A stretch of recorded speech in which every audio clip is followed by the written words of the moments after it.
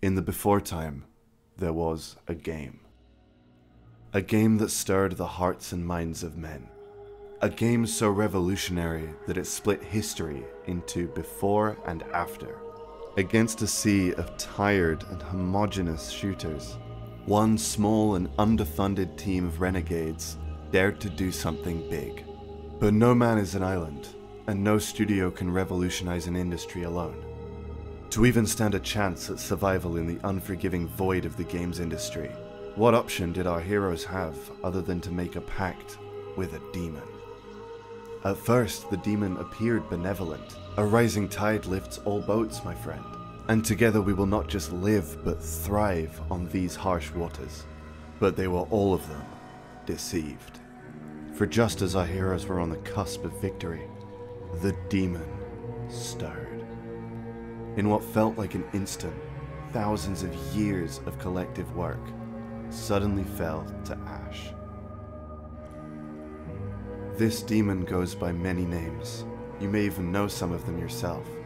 But its true name, and I mean its true name, is...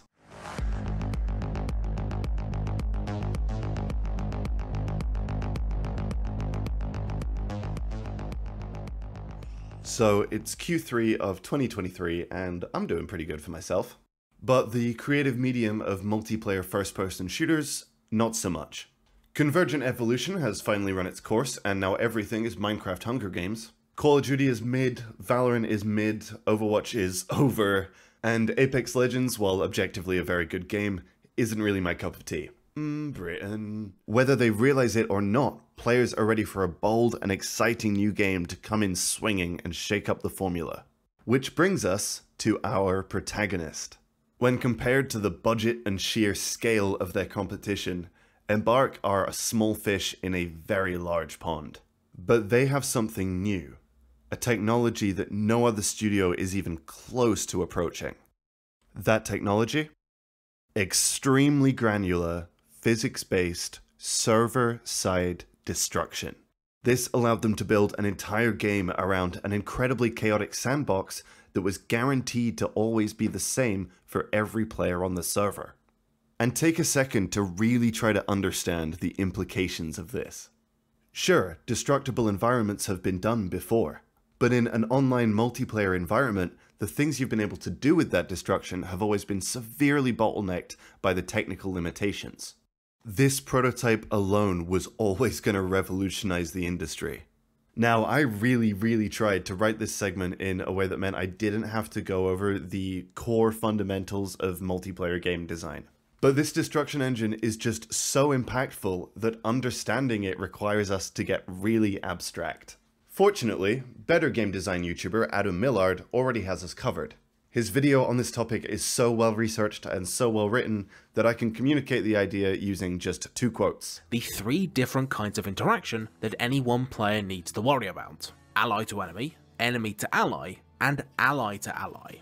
Games with systemic mechanics, or in fact any game that lets players interact with the environment, creates an entirely new axis of interaction, distinct from the ally-enemy dichotomy.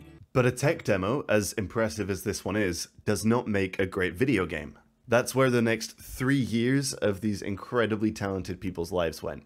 And playing the finals, it honestly feels like a lot of these design decisions kind of just fell into place because they did whatever felt the most fun. So they make manipulating the environment incredibly accessible to all classes. And every game mode, gadget, and weapon feel like they were designed with the sole intention of getting as much mileage out of that extra axis of interaction that they possibly could. This is a game where moving through the environment and manipulating the environment are effectively one system. Don't have the tools to easily get to the high ground? Easy. Bring the high ground to you. Do your opponents have an impenetrable defensive setup in the top story of a building? Just delete the building. This system is so deeply ingrained in every facet of this game's design that learning to fight inside a building that's crumbling down around you is like a fundamental beginner skill. And the finals makes this not only possible but accessible to all skill levels through very clever decisions in the design of its movement. Tiny details like the fact you can climb stairs much faster by mantling over the railings, Or do this awesome little maneuver to quickly scale the outside of a residential building. It would have been so easy for the movement in this game to feel clunky and imprecise. And a system that lets you move with this much precision and fluidity in this incredibly chaotic environment is something that must have taken months of careful design and iteration. In terms of execution on the player side, it's nowhere near as technically demanding as something like Titanfall, Apex, or Team Fortress. That depth is replaced by a much more conceptual challenge. How is my environment going to change? How does that impact me? And how can I influence it? When the map itself becomes a fluid and dynamic gameplay element, things like positioning and navigation become incredibly deep on both a macro and a micro level. Couple that with aesthetics and auxiliary mechanics that lean really hard into this fun, vibrant game show atmosphere, and you end up with the best high-octane arcade shooter since Titanfall 2. 10 out of 10 artistic masterpiece. And then Season 3 happened. This update came with sweeping and quite honestly baffling changes to the core of the game's design. For the entirety of the game's pre- and post-release development up until Season 3, the core game mode was a mode called Cash Out. In a word, Cash Out is rambunctious. It is a 3 versus 3 versus 3 versus 3 game mode with 2 objectives. The casual mode is 1 round, and the competitive mode is a 3-round tournament format. If all members of a team are eliminated at the same time, that's a team wipe. You have to wait a full 25 seconds, but you respawn together and you don't have to spend one of your precious respawn tokens. Dead teammates can be revived, but this is risky and leaves you vulnerable. Alternatively, they can wait out the full respawn timer and spend one of their credits to get back into the fight without risking their teammate's life.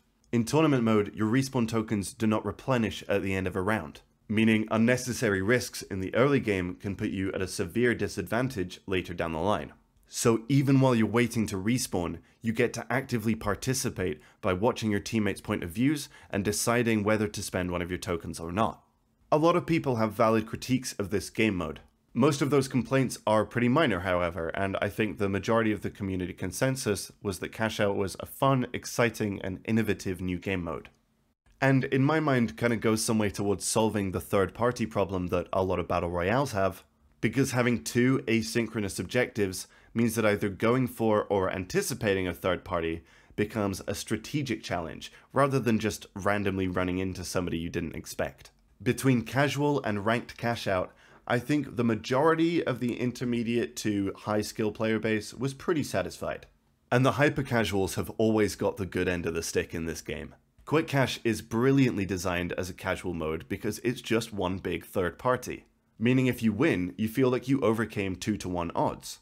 And if you lose, it's just unlucky because the third team came in at a bad time. And who cares about winning or losing anyway? Unga bunga building go boom. Power Shift strikes a really nice balance between chaotic and structured. You're rewarded for playing the objective, but you're not tied to it. You're rewarded for getting kills, but it doesn't really matter if you keep dying over and over again. And the fact that there is an unstoppable force interacting with your very breakable environment means lobbies can get plunged into chaos very often. And the 2 different flavors of Banquet are lightly objective-based deathmatches. If all you really want to do is get in combat and you want objectives to support and incentivize that combat, then Banquet has you more than covered. So what bold new direction has the finals gone in for Season 3? Well, they deleted Cash Out. Not permanently, the game's developers had said that they're working to improve the game mode. Okay, weird, it's not like it was broken or anything, you can work to improve something while the original thing still exists. And while the tournament variation of the game mode can still be played in the form of World Tour, its rule set and meta progression are designed in such a way that they promote stale, risk-averse play, without rewarding you with a number that actually represents your level of skill. So you end up with a mode that has all the stale, meta-abusing tendencies of ranked, with very little of the stakes or team balance you'd normally associate with it. Whereas in casual Cash Out, you could try as much or as little as you want. Going from goofing off to dialed in at a moment's notice gave players a lot of agency in deciding how much stress they wanted to take on. If you try to do that in World Tour, you'll inevitably end up making the game worse for your 2 random teammates. But I love this game and I respect its developers, so let's #LetEmbarkCook. Anyone who's ever touched this game knows it has potential as a competitive shooter. But designing a really great competitive mode for a game this complex takes time, resources, and money. And I am extremely down for Embark to experiment, try things, and fail. Because they've demonstrated time and time again that they're willing to axe things they've put time and resources in if it will improve the quality of the game overall. Cash Out as a primary game mode was a big swing, and in my opinion, a big hit. And although player numbers were absolutely healthy for a game of this scale, I can completely understand why the designers chose to go back to the drawing board. We're like 6 months in now, and post-release clarity gives them a lot of data that they can use to make more informed decisions. So keep experimenting, Embark, because when you do finally settle on a core ranked game mode, it will be great. PowerShift started as a limited time event, and a certain minority of players really took to it. It's a really good introduction to the game, because it's a premise that most players are familiar with that interacts with the core of the game's identity, the destruction. Hell, I'm nearly 600 hours in at this point, and PowerShift is still just such a nice little game mode to chill and relax with after a busy day. And the limited time event format let you experiment with really interesting and quirky fusions of different subgenres of shooter. While making assets for a game as broad and polished as this is always going to be resource intensive, experiments like a quirky simplified search and destroy game mode, at least from a programming side, can be made incredibly quickly by a small sub-team. It's almost like the few days after a game jam where you get to play and experience everyone's quirky, weird, and wonderful takes on an established theme. And if one of your experiments fail, it's fine because you can just throw it out and go on to the next thing. You are gonna throw it out and go on to the next thing, right guys? Guys? With the launch of Season 3, the game mode that you'll be playing in Ranked is Terminal Attack.